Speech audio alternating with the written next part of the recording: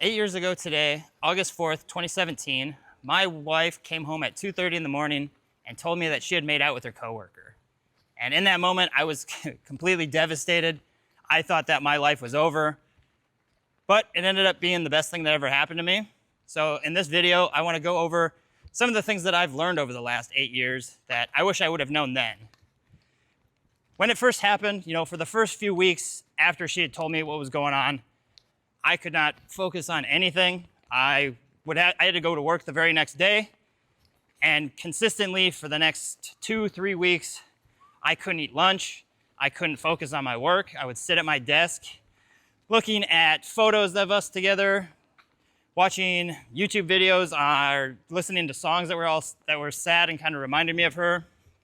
And mostly what I was doing was sitting there focusing on her, being with her coworker at work. She had left me for this guy, and they were working together. So they were spending all this time together, and it's literally all I could focus on. But I never told anybody this. I didn't express any of my emotions.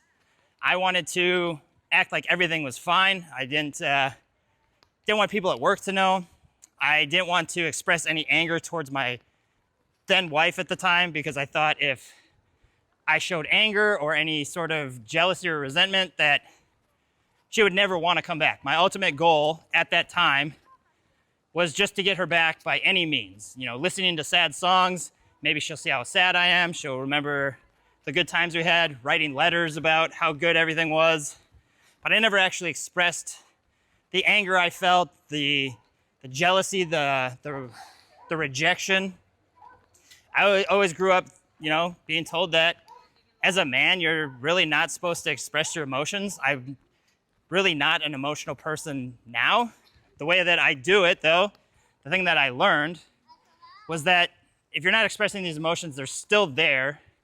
You still feel them, and they're preventing you from healing. So for weeks that I was just delaying my healing process because I was only focused on her, what she did, what she's doing now. I was never focused on things that I can control. How am I feeling? What feelings am I even having? Because one minute you're fine, you're like, okay, I'm glad this happened. I hope she's happy with this guy. Forget her anyways. And then the next, I'm thinking, okay, well, what am I gonna do? She's the love of my life. She's supposed to be my soulmate. I don't want to just give up on the relationship. So I'll do whatever I can to get her back. And when I'm thinking like that, I'm not really thinking about how I'm actually feeling. I'm thinking of, what do I have to do to just get her back? I'm not expressing the hurt that I have, or the anger, or the rejection. So the first takeaway that I wish I would have known 8 years ago when this was first going on was, I have to write down what I'm feeling. I have to recognize that it is okay to be hurt, to be angry. And because of the way that I am, I don't like to necessarily speak my emotions right away. I like to think things through. So I journal. I like to write down how I'm feeling at that moment in time so that I can recognize, hey puppy, I can recognize what I'm feeling, what I can do about it. Are these actual emotions that I'm feeling, or is this masked as something else? So I had to write down that I was angry that she had left me for this guy, that she had done things in the marriage that made me upset, that I was not happy about, that I just never told her, or that I just held in. So if you don't express your emotions, or if you don't recognize them, it's not helping you get her back. It's not helping your relationship. It's actually preventing you from healing. So that's the first key takeaway. Once she told me she had made out with her coworker, I immediately had these lies pop into my head. I remember I had to get up immediately and go downstairs to work out because I had these lies that I was too old and I was too out of shape and I would never really be able to find anybody again. These little, I call them weasels, they just popped into my head immediately because she had moved on already. I knew that what she had done, there's really probably no going back to. She didn't want to work it out. She was now happy with this new guy. So I had all these things pop into my head saying I was too old, too unattractive, too antisocial. I didn't make enough money. I'm in a small town where I'm never going to find anybody again. And for weeks, for months, I mean, these things just kept popping up. And it wasn't until I started to actually work on this stuff to realize that these were just lies in my head. I was letting myself be manipulated or brainwashed into thinking that I was going to be alone forever, that I was too old to go and find somebody else, that I was the unattractive person that I always thought I was. I got married very young, and I think a lot of the reasons why was because I felt very unattractive to women, and I was just grateful that somebody liked me. There was a lot of red flags, but I was happy that somebody did love me. I loved her. We wanted it to work out. So once she left, these thoughts came back into my head that I am that ugly kid. I am that kid who can't socialize, can't meet women. But I started to learn that a lot of what a man's value comes from is skill sets. It's growing as a person. It's not just you're born a certain way. I don't have to be the guy that is antisocial. I can actually learn to socialize. I don't have to be the fat guy who plays video games after work all day and doesn't give any effort. I can actually go to the gym. I can start improving myself. I can use that time from video games and actually go practice social skills. I can learn a new skill. I can go to game nights with people. It wasn't until I realized that I could actually improve my value as a man that I kind of was able to let go of these limiting beliefs. They'll still occasionally pop into my head. I just turned 42 last week. So sometimes you're like, oh yeah, maybe I am too old to do that. But that's just your brain trying to keep you in your comfort zone, I feel like. So I think the major takeaway that I learned then, which kept me stuck for a long time, thinking there was no hope. I'm just old now. I was 34 at the time, so not even that old. But I thought I was old. I thought it was over. Everybody I knew had already been married and either had kids or were about to have kids. Like they all seemed very happy in their marriages, and now I'm the guy that his wife left him. He's overweight. He's too old. He's not going anywhere.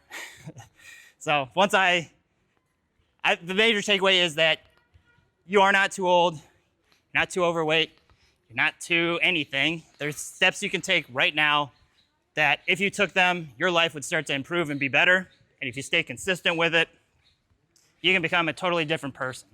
So that's the second major takeaway that I've learned over the last 8 years. This kind of goes into the third takeaway as well. I started listening to positive inputs. I was no longer focused on the negative things. What's my life like now? I don't like what happened with her. I'm not focused on just what she's doing. I started listening to things like Zig Ziglar, Tony Robbins, Jordan Peterson, and I started making small changes that was gonna make my life better. I didn't take big steps right away because I was starting from a place that I was never familiar with. Like, I was never used to actually trying to make improvements in my life. I was very consistent with what I was doing in life. Come home from work, play my video games, we would eat dinner, we'd watch TV together, we'd go to bed, that was it. So I didn't know where to start, so I just started with small little actions. I started with making my bed every day, because if you start with a win, you can just progressively add to that. So what I do now is I make my bed in the morning, then I drink my apple cider vinegar, then I go to the gym or go for a walk. I meditate. So you just keep stacking these wins. So just small little steps. It doesn't have to be anything major. Learning social skills, I started with starting to talk to just 3 people a day, first thing in the morning. Because if you when you first start talking to somebody, I didn't know this. I always thought I was just quiet and didn't know how to socialize. But when you're first getting started, you don't really know how to get things going. You're kind of rusty, you're in your head a little bit. So if you just start with 1 quick conversation and then 2, 3, you're kind of warmed up and you're ready to just kind of socialize throughout the day. So I started taking these small little steps. And that's really where my growth started to come from. If you think about, where you want to go and you're worried about having to take these big chunks, it's going to prevent you from wanting to even take any actions. This kept me stuck for months. I knew I didn't want to be upset about my wife leaving. I knew I wanted to get out of the house, because when I was sitting at home, all I did was think about her. I would mope around. I had nothing to do. I would get depressed just playing video games or eating garbage food. So I was taking these small steps of just starting to make my bed, listening to 20 minutes of Zig Ziglar in the car while I'm driving to work, put in some actions. Journaling, that was a huge one for me. I still do that to this day. But yeah, so the major takeaway is just small little steps will make huge improvements. It's the compound effect. If you keep doing, say you're learning a new language 10 minutes a day, by the time you hit a year, you've already learned way more than you thought possible, because it just compounds and you keep consistent with it. So small steps lead to huge action. The other takeaway that I actually learned kind of goes into all this as well. It's all kind of interlinked together. But it was learning about personal responsibility, taking ownership of the situation, learning that no one was coming to save me. For weeks, just thinking about what she's doing, still being overweight, still not working out, still just hoping I can get her back in some way. My focus was entirely on getting her back. It was not focused on what can I do to improve. But it was once I started to realize that no one was coming to save me. If I wanted to make changes in my life, I have to go and do something about it. No one's gonna come and just make me social. No one's gonna come and just make the weight come off. No one's gonna come and just have a girl start talking to me. I had to start taking the right actions.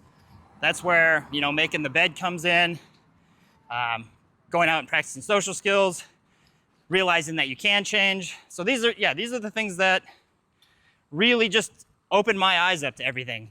Taking personal responsibility. No one's coming to save me. Okay, I know that. I got that now. So what do I need to do to live the life that I want? Well, first I got to identify what that life is. What does it look like? What kind of man do I want to become? Okay, I want to be more social. I want to be attracted to women. I want to have more adventures. Okay, I got that now. All right, so what steps do I need to take to do that? Well, I'm terrible at talking to women. I'm terrible at talking to people in general. I'm still overweight. I'm still addicted to video games. I really have no goals in life. Okay, so what do I got to do? Okay, so I'm going to practice small little conversations, saying hi to people, 3 times a day in the morning. Just say, hey, how's your morning? Or, hey, did you have a good weekend? Okay, great. What else can I do? I can start saying hi to the people who are working at the convenience store or the grocery store. Just asking them how their day is. Maybe tell them a joke. Okay, great. What else can I do? Well, I'm still overweight. I know that if I want to get the kind of women that I want, I'm gonna have to,